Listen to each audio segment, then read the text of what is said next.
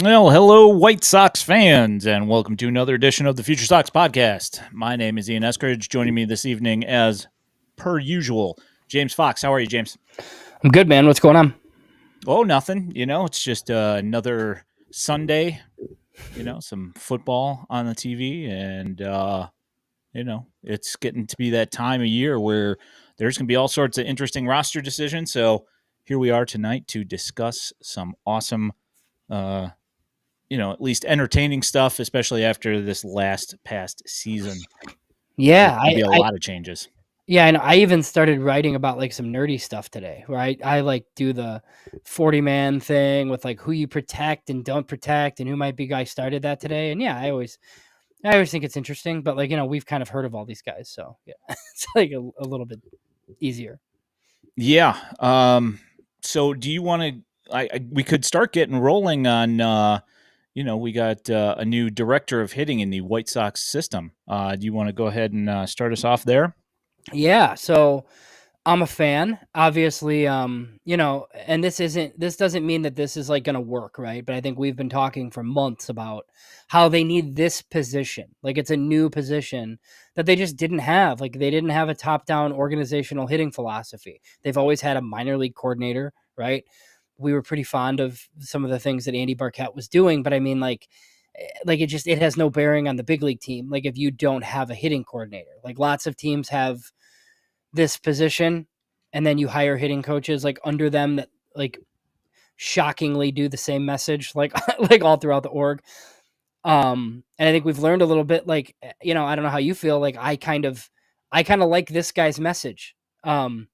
You see where like in the micro it can get you in trouble a little bit. I think some Orioles fans have identified like, hey, like over a 60 game stretch or whatever, like you're not driving runners in and scoring position and little things like that. But to me, generally, like swing decisions are important and ball go far, team go far. I'm never going to complain about a guy that like wants guys hitting the ball in the air. Yeah, me either.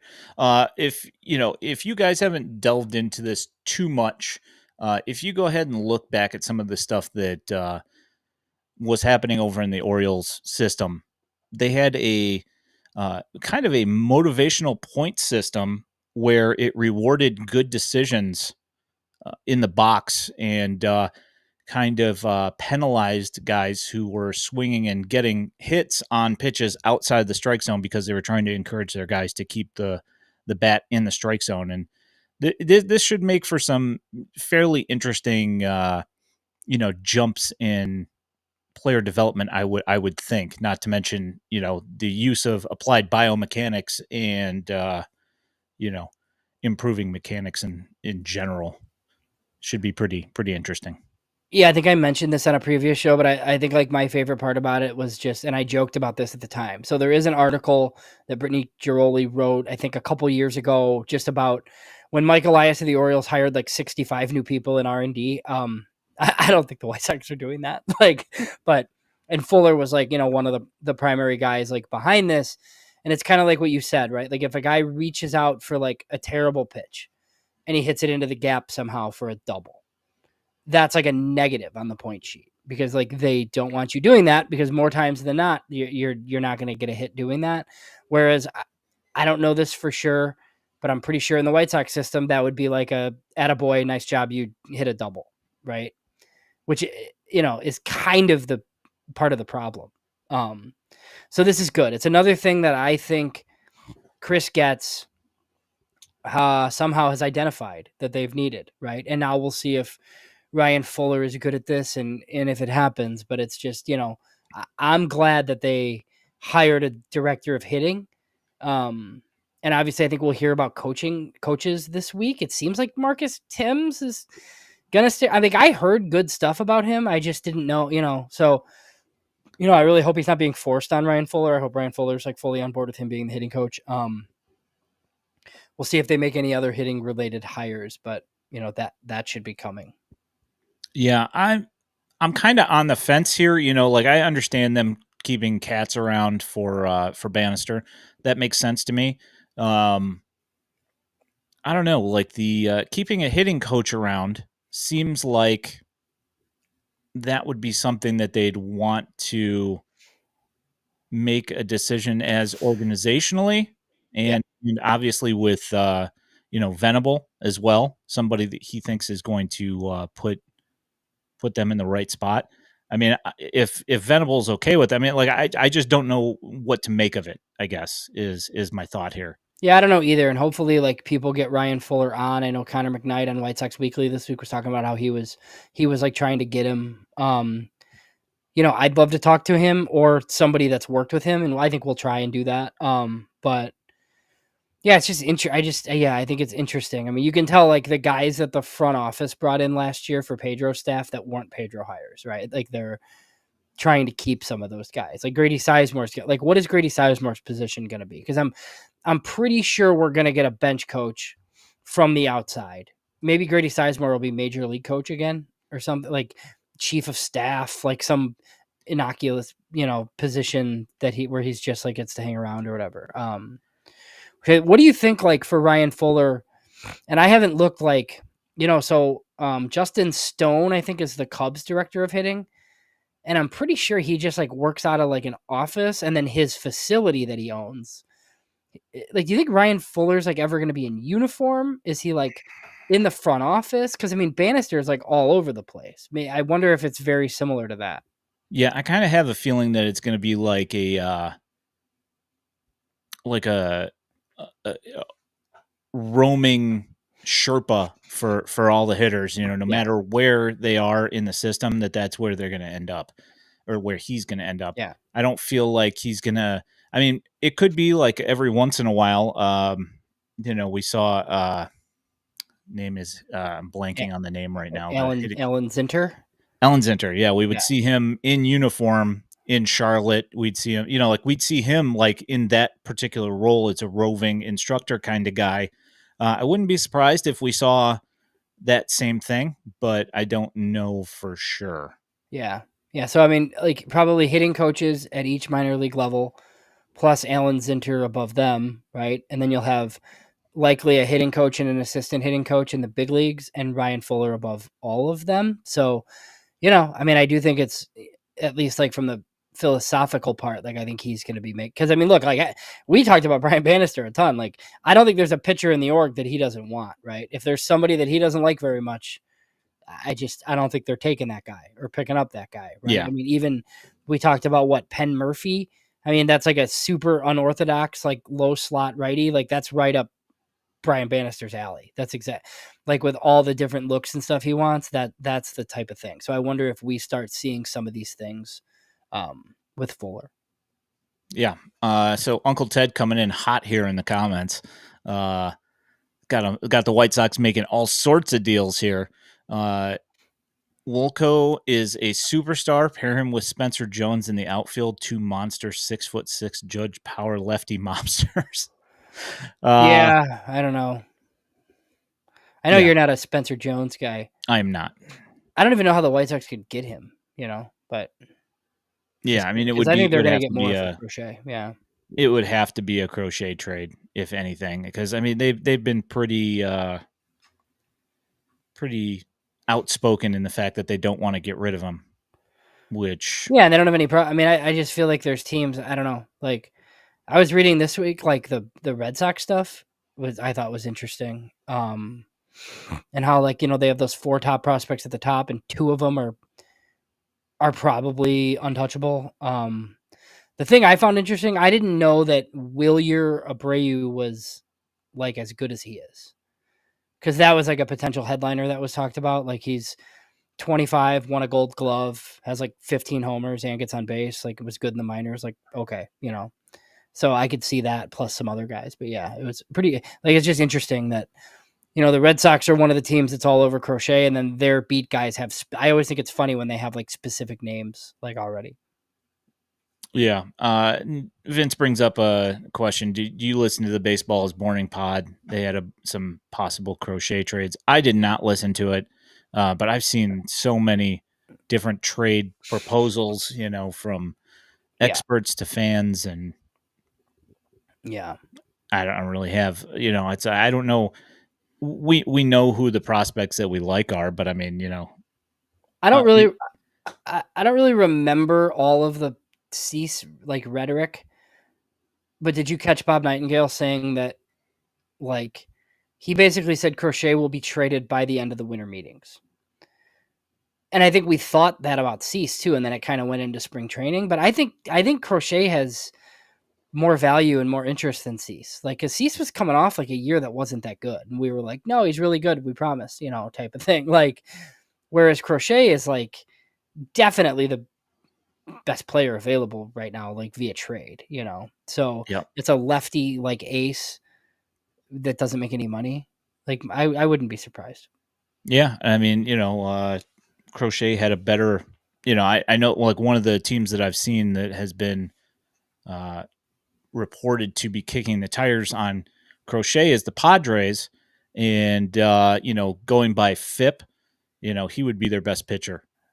And that's coming off of TJ, where he had a couple of blow up games here and there, which not that he won't have those, normally anyway, but, a couple of them like really tanked his numbers early on, and with the innings limit, kind of screwed that whole thing up.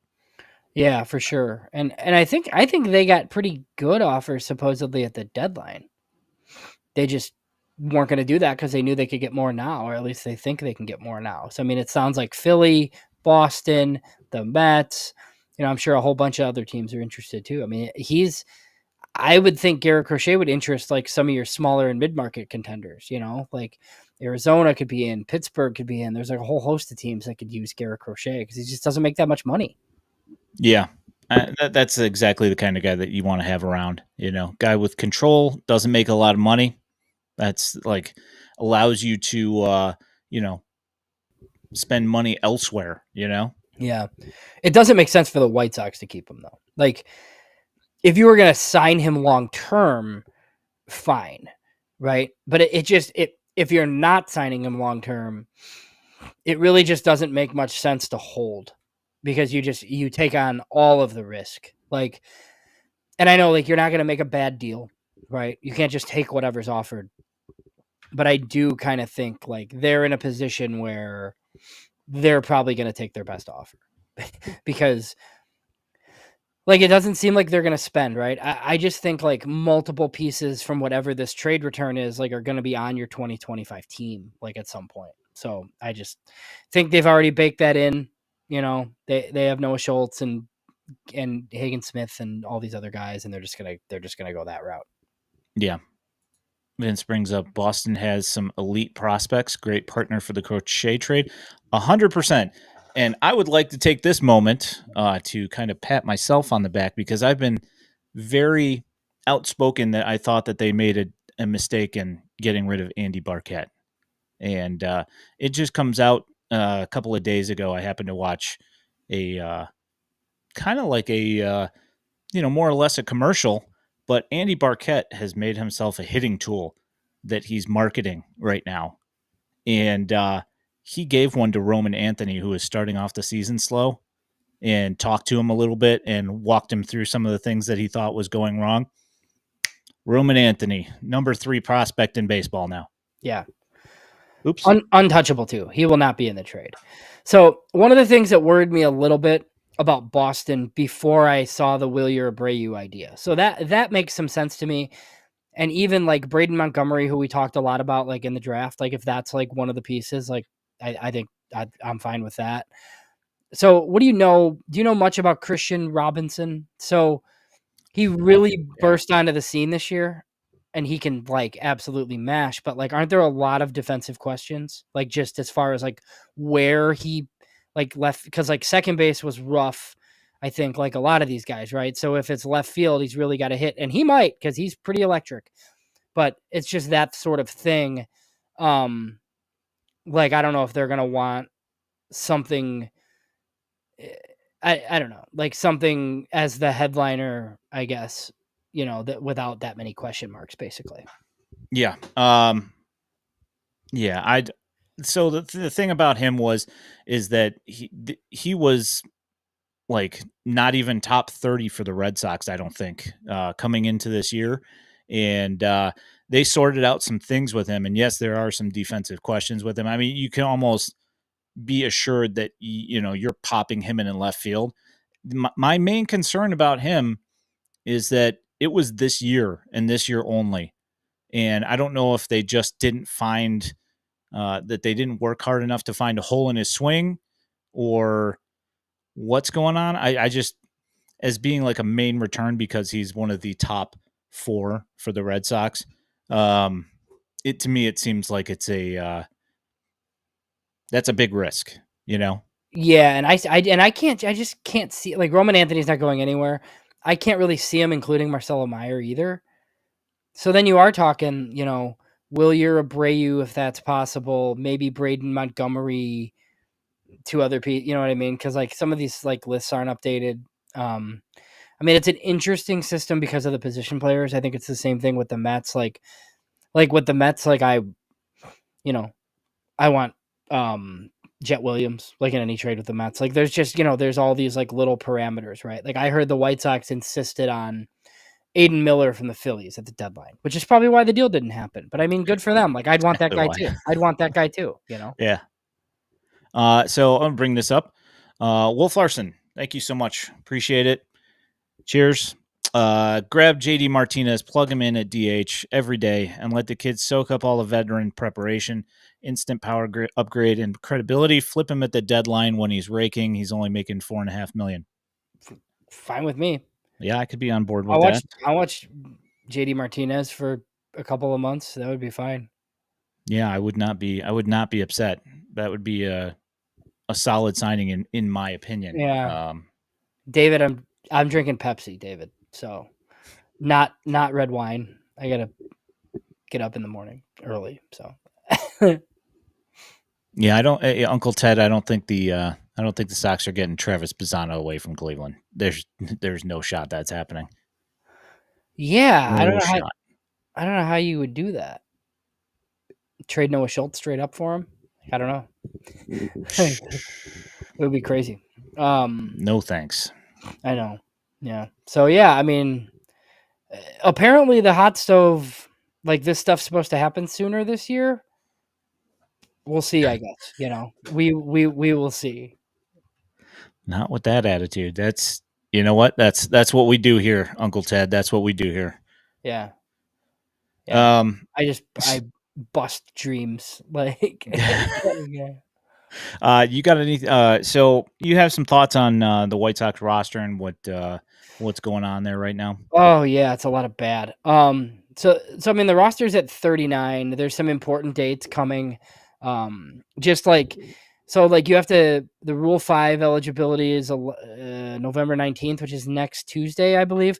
So you have and I don't know if we're going to get into those names yet, but once we do, like you just have to add guys prior to that date even though the Rule 5 draft doesn't actually take place until December 11th, like during the winter meetings, basically. And then the non-tender deadline's actually 3 days later. So next week's a big week. So not this coming week, the following week. So that Tuesday, 11/19, you have to add guys that you want to protect from Rule 5. And then by that Friday, you have to decide whether you're going to tender or non-tender. And I think that's when they're going to make a lot of space. But you would think like if your roster's still at 39, and you want to add 4 names to protect from the Rule 5, you might get your non-tenders in earlier than Friday Yeah, because you're going to need the space. yeah, this is going to be an interesting one, and I don't, we've talked about this a bunch. I expect Vaughn to still be here. Um, I kind of think Sheets is going to be gone, I think but I think Sheets gets non-tendered. I think Vaughn gets tendered. They'll non-tender Nicky Lopez. I don't know that they like try to get him back cheaper, but I mean, like to me, like Lenny Sosa and Brooks Baldwin are at second base. So I don't really know like what purpose Nicky Lopez serves. So I think he's probably gone. There's like a whole host of pitchers that you have to make decisions on, like Eniel De Los Santos and Justin Anderson, and they're so cheap that you could tender them, but also why bother, right? Because you could just bring up guys from your system. I feel like instead. Now I think a guy like Steven Wilson, I would tender to see if you can kind of figure him out a little bit because he has 2 years of control still. and options. Like that's where I think he kind of, he kind of makes some sense, I think. But yeah, I mean the other guys, like I mean Garrett Crochet is a no brainer. I think we said yeah, that's like pretty much all of them. I mean Daniel De Los Santos is supposed to make like over $1 million. Like I think that's an easy non-tender. I think Justin Anderson for $1 million is an easy non-tender. And then as far as the Rule 5 goes, I mean, something I don't know that everybody knew because I didn't. I mean, I didn't really realize it either. Is Colson Montgomery is going to get added to the 40 man next week? Does that do anything as far as like how quickly he's in the big leagues? I don't think so, but he's on your roster. It shouldn't. That's just my thought. Is that it shouldn't be that should not be the driving force as to why he ends up on the south side. Yeah. I mean, it should be 100% performance based, judging by what we've seen for the last year. I mean, he did have a nice AFL stint, but you know what? We know how the offense in the AFL is, so Yeah, no, for sure. I mean, other than that, I mean, AHT, I kind of feel like I I don't know. I think they add him probably. They traded for him. He's the type of guy that could go in a Rule 5 draft. So I bet they add him. I think Juan Carella is like a no-brainer at this point to add. Like you add him to your mix and he goes on. And then I guess like what the next option could be Wilfred Veras. Like I guess I would lean no, but I wouldn't be shocked. Like if they, because Wilfred Veras is probably going to be in Charlotte, I would think. So if they want to protect him, I guess I wouldn't be totally stunned, but he's probably the fourth name. So we are getting to that in a little bit there, Max. Just so you know, we're yeah, not leaving you hanging. yeah. Um, I said four names already, but there's a whole host of other. there is a lot, and we Yeah. got a nice long list. With the free agency period opening up, a bunch of the White Sox minor league guys. Let me see. I got to go here. Let me just double check which one I got up. All right. Yeah. So I have the right one up. So we'll go ahead and bring that up. So here are the guys who just left via free agency from the White Sox farm system, and there's some fairly interesting names there and some interesting things that happened here. Corey Abbott, pretty much filling up innings in AAA.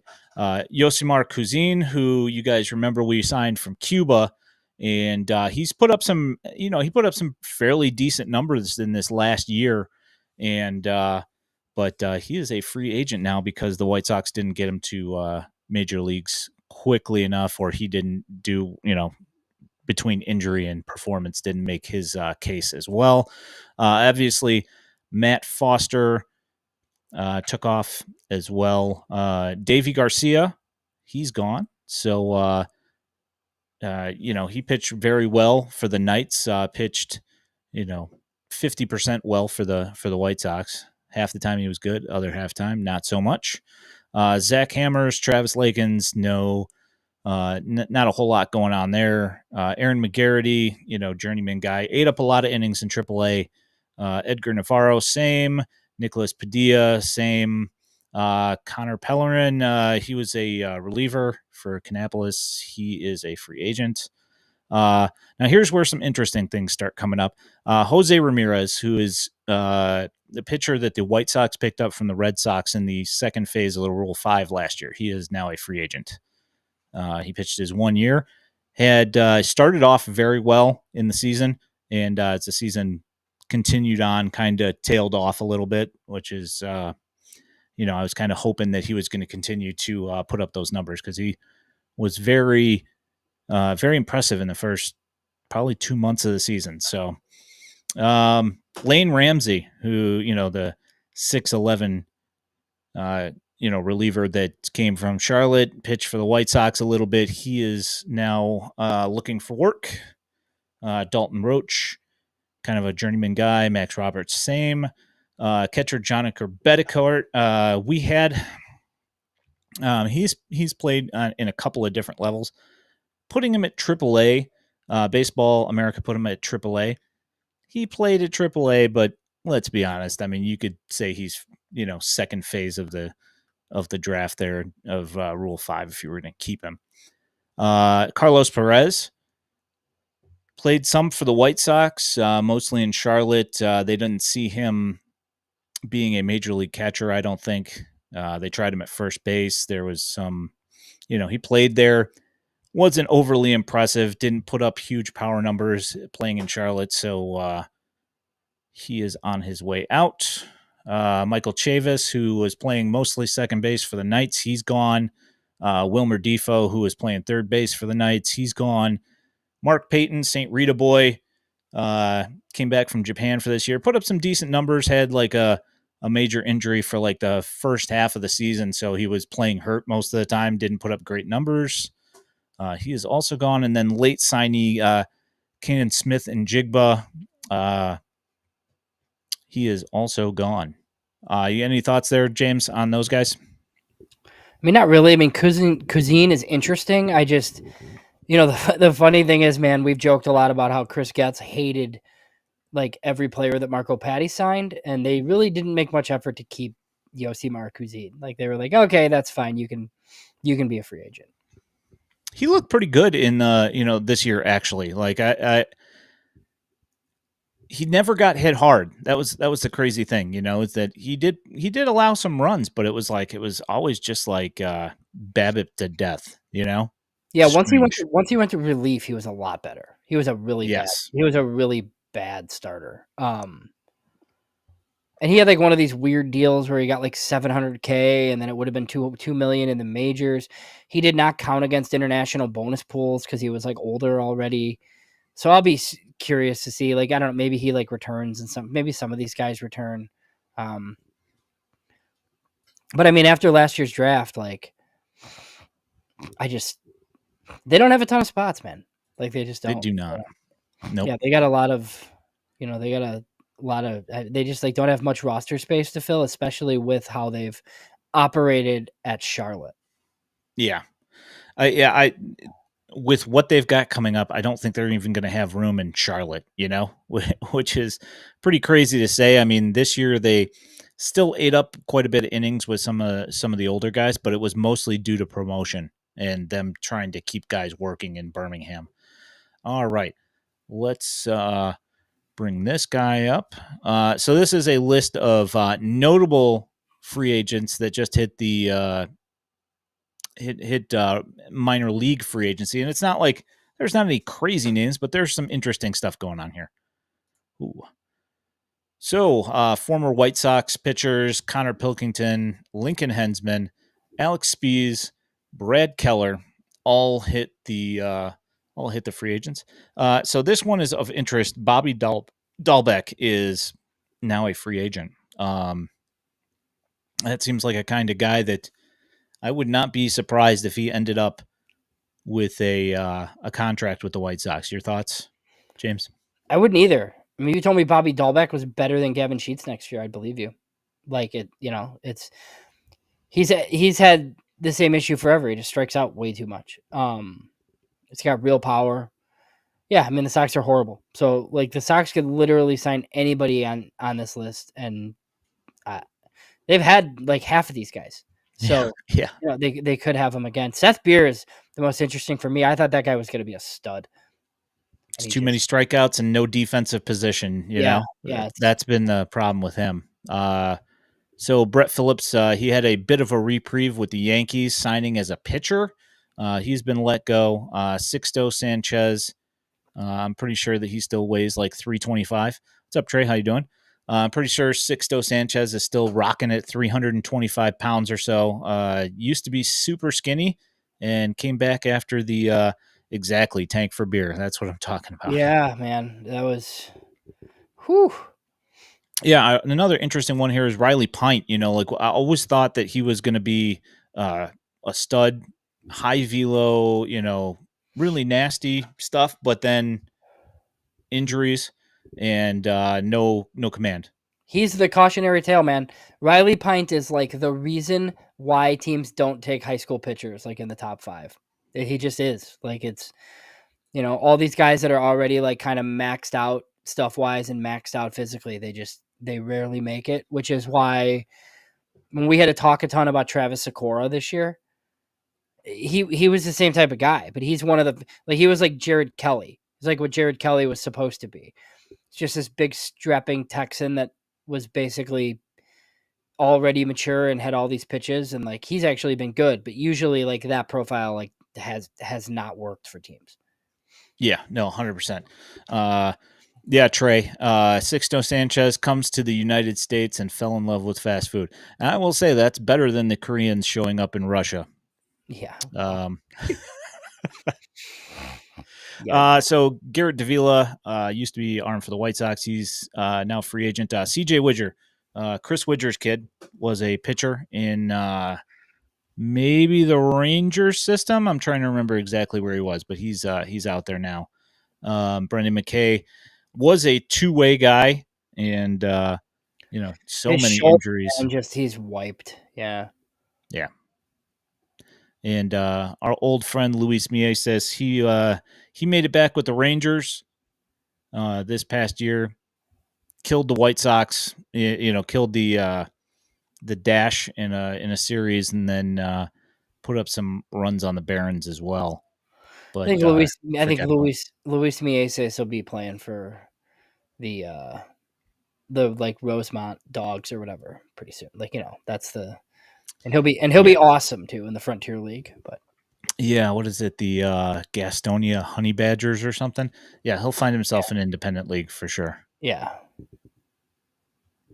Uh, Max wants us to sign Tommy Canley again. Went to the college he's Right. at. Didn't he I think he said he's retiring. Oh, is he? I, Really? I think so, but maybe not. I mean, I'm good with that. Sign him and make him your closer and flip him. Like JD Martinez and Tommy Canley, good, fine. Yeah.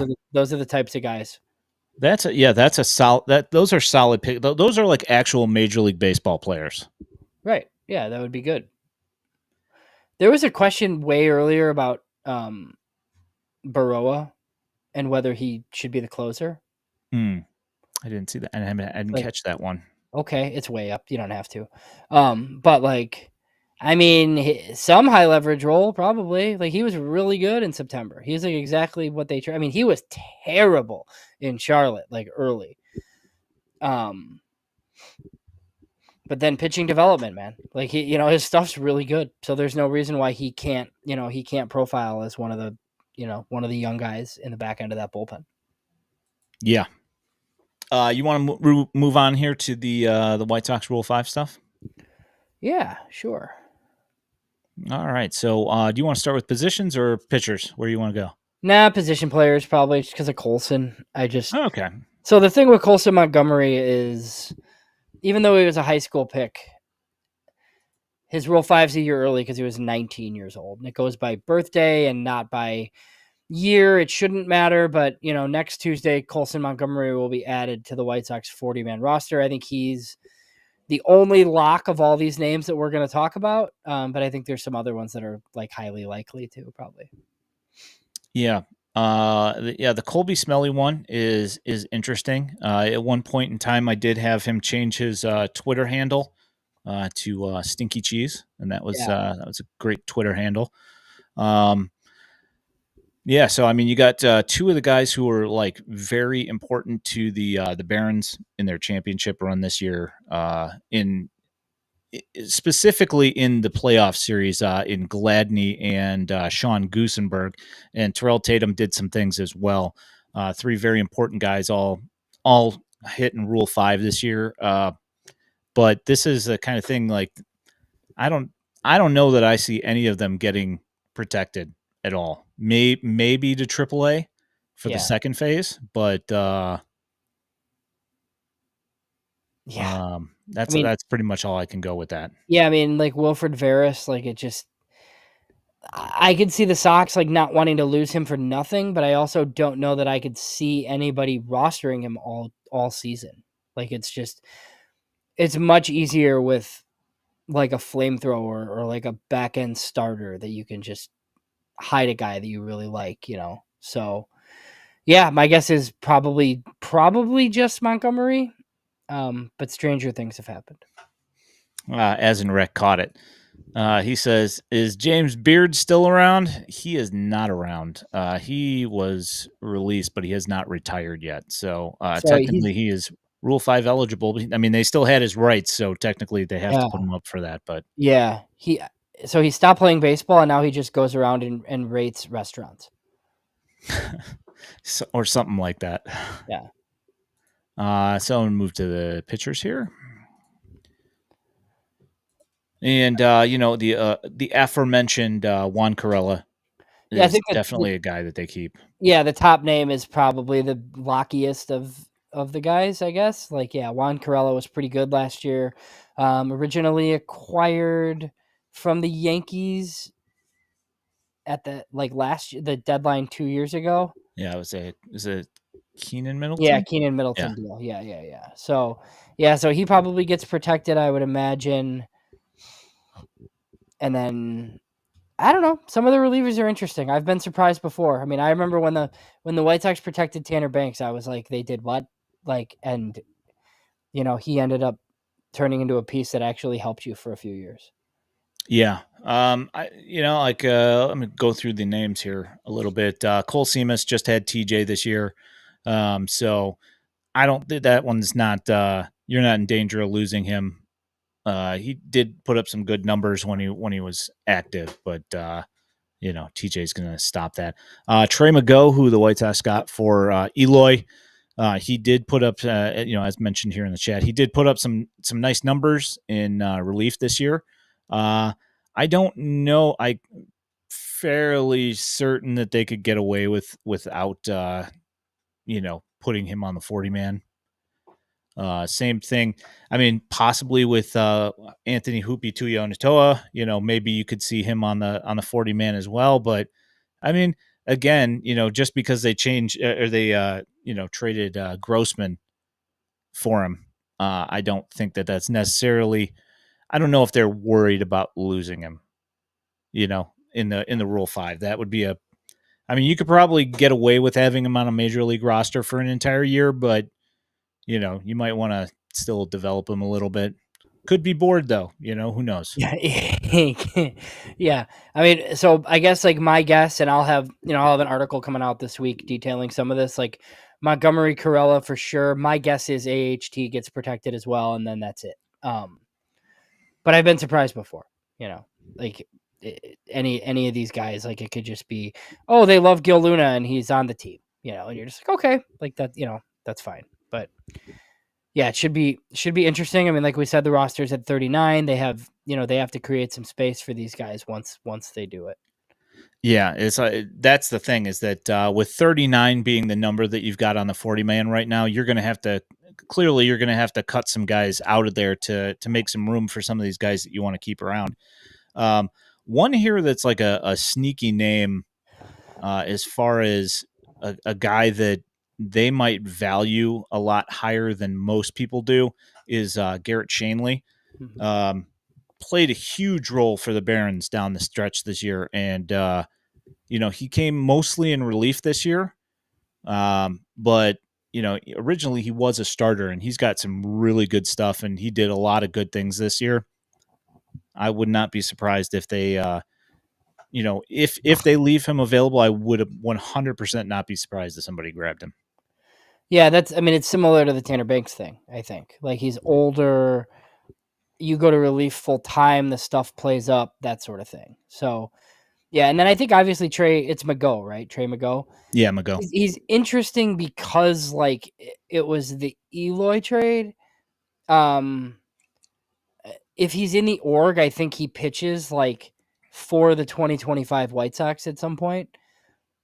I just don't know. Like, the front office does the risk calculus, and I just don't necessarily see him as a guy that somebody else would take in the Rule 5. So they might feel like they value him, but they can probably slide him through and be fine, like leaving him unprotected.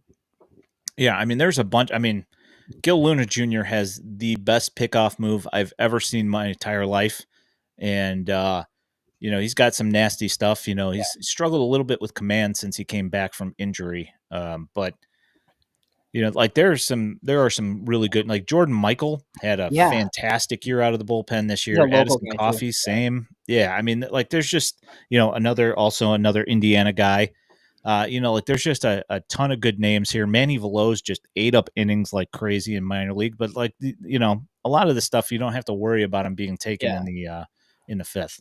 Well, I think Seamus too is one of these guys. Like once he gets back, and they're like go to the bullpen, we'll hear about him again too because he was really good in a starter role. But I always kind of thought it was probably the bullpen ultimately, and they never made that move. They just let him accumulate innings and keep starting, and then he got hurt. But he's the type of guy who could really like blow up in a relief role. And obviously he's like probably rehabbing still, but he, might be back soonish, I would think.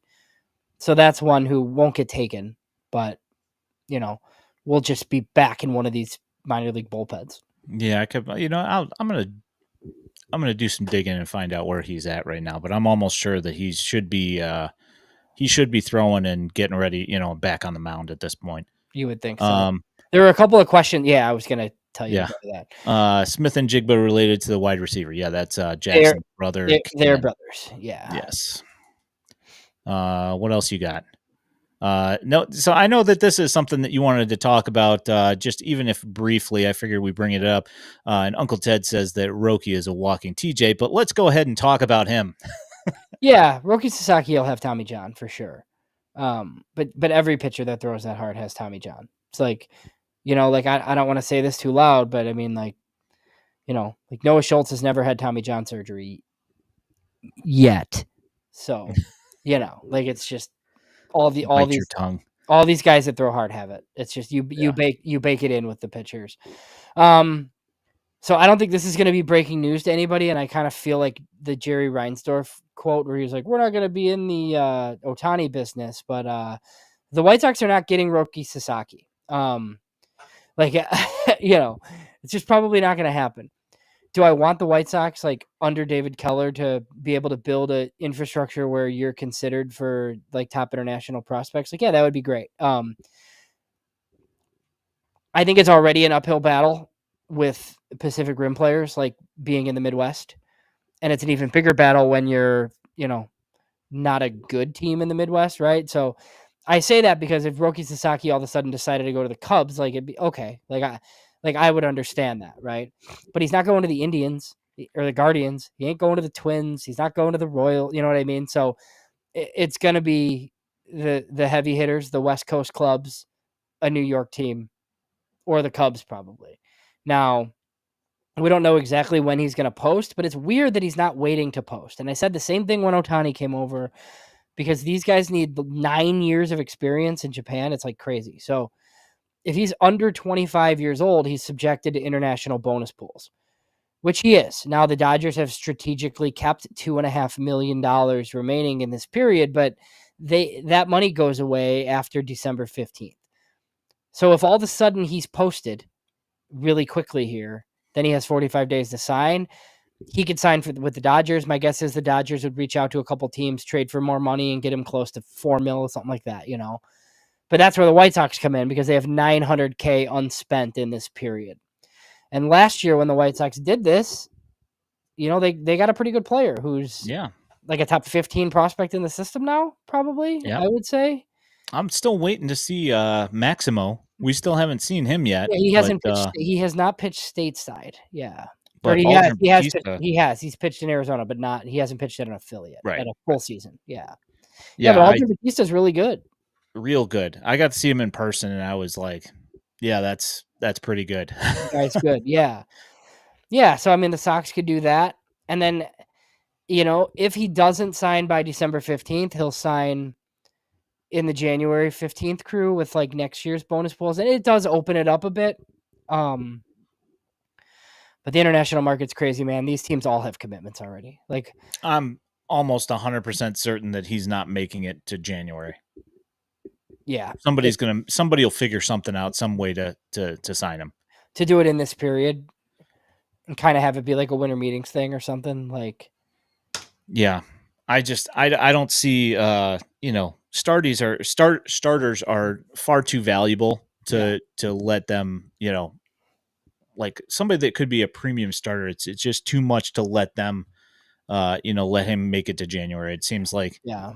you'd be willing to, trade some of your top 30 guys to get some money to be Mm-hmm. able to grab a guy like Well, that. it's all about when he posts, I think, and like the what is it, the lot Marines? I think they just like I don't know. They said that they're gonna post him, and this was like a huge story, but there's like not a ton of incentive for when they do it because they're not gonna get that much money. You know what I mean? Like it's not like they're not getting 20 million or something because he's not signing like a huge deal.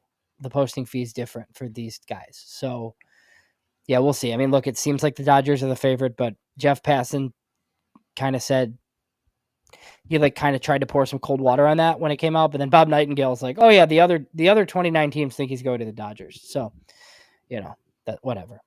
I mean, of course they do. I mean, who hasn't like they signed so many of the Japanese players right out of the gate, so that wouldn't really surprise me. But I wouldn't be surprised if he ended up on the Mets. You know, Right. Yeah. And I think the Mets are the Soto team. So, and I think I've said that pretty consistently. Because I think this is why Steve Cohen bought a baseball team. yeah, It's for opportunities like this. So, if it's about money, I think he'll bid the highest. yeah. I've been waiting to watch him just start throwing money. I mean, he did it, right out of the gate, but then Yeah. he ended up trading all of them for a prospect. Mm-hmm. But Which I mean, that's like the market inefficiency, right? He's like, I will trade you, like we're in a lost season.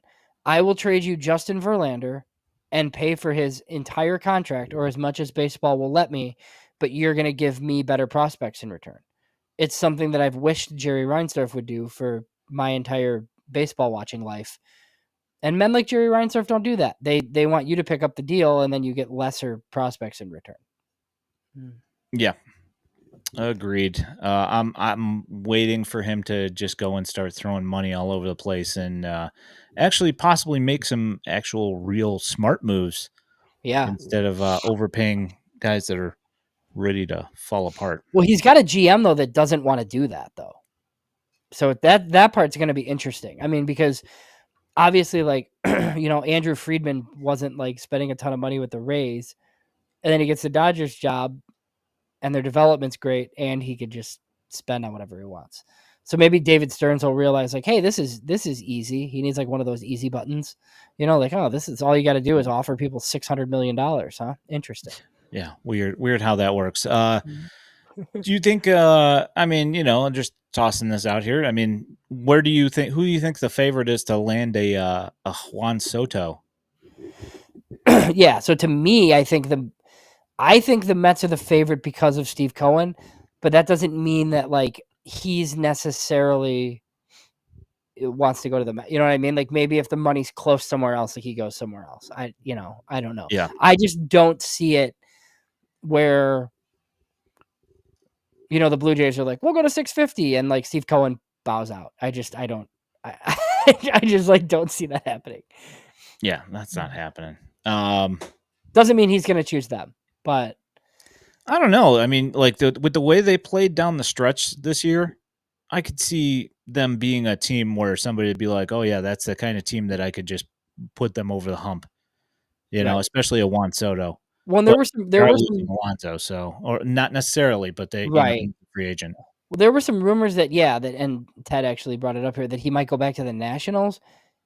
I think the Nationals are going to spend, but I think they're going to spend on like multiple players. Like I could see like if the Nationals signed Bregman and Anthony Santander and then brought up their kids or something, I could see that. Because I do think it's time. Like they got a lot of kids that are ready. Um, they're going to spend, but I don't know that they necessarily spend on Juan Soto. Yeah, that Patrick Corbin contract, holy cow, so Yeah, brutal. not a good one. I will say Bob Nightingale, I read the USA Today a little bit today just to get like their free agent predictions. It's like him and three other guys that write there, and he has Soto to the Blue Jays. Just because he says that they still want to spend that much money on a guy. Otani kind of spurned them a little bit. I don't know. Like the rumors that Soto would like an international type city. Who knows? I have no idea. I don't know Juan Soto at all, obviously. I just know that he's 25 and he's awesome and he can go to any one of these teams that he wants to.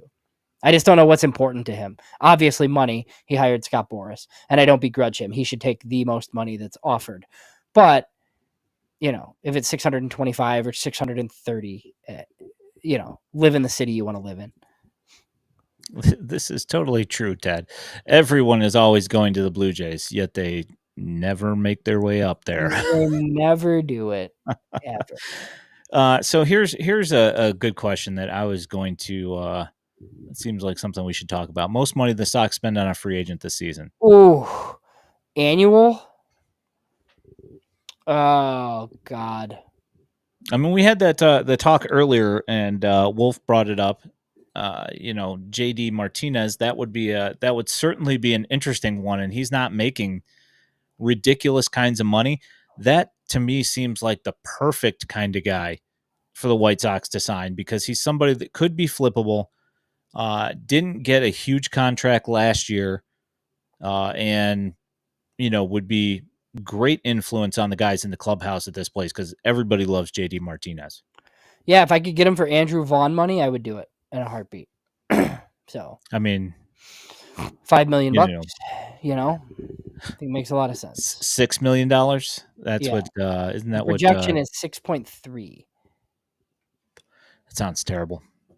Yeah, it's about 3 million too much probably, but we'll see what ends up happening. Some of the comments are bringing up the Marlins. They hired a manager apparently, Clayton McCullough, who's the guy that I think you and I both kind of predicted. I just, I think Bruce Levine had the inside track there. He knew the White Sox really liked this guy. But then I think Will Venable made the decision to leave Texas. And that's something I kind of think that not everybody really knew at the beginning of the off season. And then I remember when the article came out with John Heyman where he listed some candidates, right? It was like Phil Nevin and some other guys. And he's like, and one really intriguing one that Chris Getz really likes is Will Venable. And that was like a month ago. And then I think once Will Venable was amenable, I think they just kind of went that direction. So, let's see here. So Luke McDowell's bringing up Tanner Tully and Cole Reeder. Rotorua from the Cubs, Yeah, Cubs guy. This must be a Cubs guy. That's the Okay. only thing I could figure. I mean, not that they were bad. I mean, they put up some okay numbers and whatever. It'd be certainly be an interesting thing. What do you think about? I've heard some trade proposals about the White Sox trading Crochet to the Cubs. What do you think the odds of that are? I mean, I've seen Matt Shaw being one of the guys, but I don't know if the Cubs are going to be willing to give him up necessarily. But I mean, yeah. I don't even know that Shaw's the guy I would necessarily want. I'd have to have Casey to start. I'd be like, give me Owen Casey. That's your right fielder, lefty masher. And then some combination of but I mean, yeah, if you could get Casey and James Triantos and two other guys, I think the Cubs are a good match. I don't know how realistic it is. Everybody talks about Cubs and White Sox trades. I know that Chris Getz and Jed are tight. But I mean, the Cubs are in. I think they're in a pretty tough spot. Just their team's pretty good, but it's just tough for them to get much better, especially offensively, because all their positions are locked in, and they always talk about all these prospects they have, but there's nowhere for any of them to play, especially with Bellinger coming back. I mean, Owen Casey's right field, left field, DH, first base. I mean, what? Ian Happ, Seiya Suzuki, Cody Bellinger. I mean, there's just nowhere for that guy to play unless you're gonna trade Michael Busch, which I mean, I had heard the White Sox tried to acquire Michael Busch for months last year, before the Cubs got him. So could Michael Busch be part of the Garrett Crochet return? If it's Busch and Casey, I don't know. I really don't know. But no, I think, I mean, if they want position players, I think the Cubs kind of match up a little bit. Yeah, no, I think that they've definitely got the system to get the deal done. It's just what they what they plan on doing to with their major league roster. I mean, we're sitting here talking about how all these guys are blocked by guys on the major league roster, but I mean, realistically, if you look at their major league roster, like they operated okay as a team last year, but not one of them had like a huge season. Nope. Um, you got Bellinger who's opting back in for his option because he knows he's not going to get it elsewhere because his numbers weren't as good. I mean, I don't know. I would be far more, I think it would be far more likely for them to not trade some of those guys and to get rid of some of these guys on their major league roster than it Yeah, would it's be to just give tough. up I on the think. young guys. Well, and I think they have like Ian Happ is like a Gold Glover in left field, and he has a no trade clause. Seiya Suzuki has, I think, a no trade clause too, and he can't play the outfield. But he was like he was top 10 in OPS in the second half. Like he was really good, but he's probably a DH, which really hamstrings you. You would think they were hoping Bellinger was going to opt out, right? Like that, just free up the thing. Because I mean, Jed Hoyer can say like, "Oh, it's good now we have another good player," and it's like, yeah, but like you could have had $30 million to play with, a little bit. Yeah, let me. There was something that I wanted to bring up here that we forgot to answer earlier. Somebody asked about what the White Sox payroll was. Oh, I have it. It's nothing. Yeah, Like I yeah, actually, and like the thing is that the number that's why I'm looking for it is because the question asked and it was like double what the actual payroll is going to be. yeah. Well, it's hard to like once you start mixing in all the like arbitration raises and stuff. But I mean, so Andrew Benintendi makes 17 million, and Luis Robert makes 15. Right, so that's $32 million they have committed. Those are the only players they have that aren't ARB or pre-ARB. Now they're paying $6.5 million to Moncada, Stacy, and John Brebbia this year. And I think it's another $2.5 million for Liam Hendricks and Jose Abreu. So that's like 9 on top of the 32. So I think they're like right around $40 million. Yeah, it's like what 1.5 for Crochet and then one for Abreu, if I For remember correctly. Hendricks and Abreu. Yeah, yeah, yeah. Yeah. Yeah, so they're right around 41 million pre-ARB. But I mean, we went through the ARB list. Like, Garrett Crochet is not going to be on this team.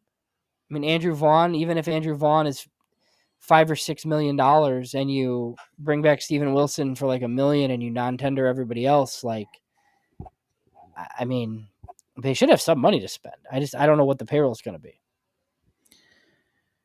Yeah, that's where we're at. It's like what are they gonna? We had brought this up last week. Is that with the lack of an RSN now, uh, are we going to see the payroll start to scale back a little bit? I don't know. So we'll have to see what Uncle Jerry is willing to toss out there. Yeah, I mean, like I'd bet it's not going to be 100. No. But I mean, if it was 75 or 80, like okay, that's like that leaves you like $30 million to spend. Yeah, that's true. You get a JD, And, you could get a JD Martinez and a closer for $30 million. That's why I think that's the one thing where I do think like if it were up to them, they would trade Garrett Crochet at the winter meetings. Now that doesn't mean they're gonna like force him. They're not gonna like force a deal. But if it were up to them, like we're gonna get a deal that we really like, I think they'd like to do it then because it'll shape the rest of their offseason and they'll know exactly like what they need to get, who they need to fill in for 25, that sort of thing. yeah. Yeah, that's I'd say that's fair. You got anything important? No. Fantastic. Well, everybody, so as you notice, we've moved back to Sundays officially here. We will be here next Sunday. Hopefully, we'll be talking about new new coaches Yeah. on the coaching staff, but we'll see. You got any thoughts here? Kittredge or Jimmy Garcia? Sure. Yeah. I mean, I definitely want like a couple of veteran relievers like with that, with the intention of trading them. Thank you very much, Vince. Appreciate that. Uh, So, thank you. Thank you, Uncle Ted. Appreciate that. So, if you guys are unaware, you can go to futuresox.net, find all of our written content, which there will also be a article popping up here from James in the near future about the Rule 5 and the roster decisions and all that stuff. You can find all of the minor league highlights that you could be looking for on FutureSox at FutureSox on X/Twitter. I also upload a bunch of it to YouTube.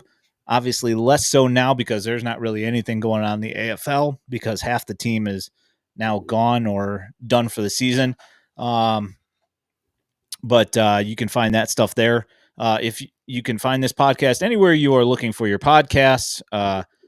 And also know that if you are listening to this in podcast form, we do stream this on Sunday nights at 8 p.m. on Central Standard Time on YouTube and on the Purple app. My name is Ian Eskridge at Daily White Sox. He's James Fox at James Fox 917. We appreciate you guys so much. Thanks for coming, hanging out in the chat, and we will talk to you guys soon. You guys have a great night. We'll see you next week. Thanks.